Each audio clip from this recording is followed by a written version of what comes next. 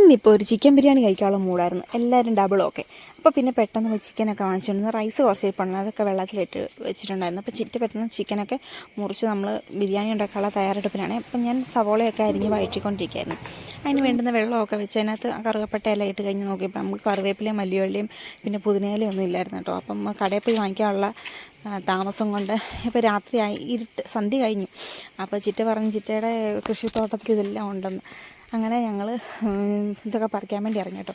അതിനിടയ്ക്ക് ചിറ്റയുടെ ഓരോ ഇത് ഞങ്ങളെ പരിചയപ്പെടുന്നുണ്ട്. ഞങ്ങൾ ക്യാബേജ് കണ്ടോ, അതുപോലെ പച്ചമുളക്, തക്കാളി എല്ലാം ചിറ്റയുടെ കൃഷിത്തോട്ടത്തിലുണ്ടായിരുന്നു.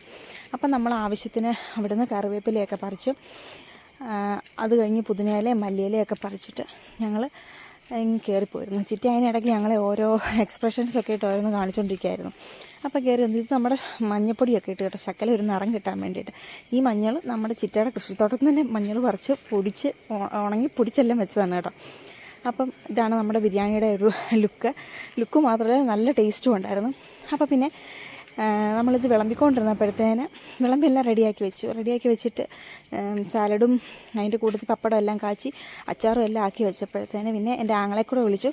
അവനും എല്ലാം കുളിയെല്ലാം കഴിഞ്ഞ് റെഡിയായി വന്ന് കഴിക്കാൻ വേണ്ടിയിട്ട്.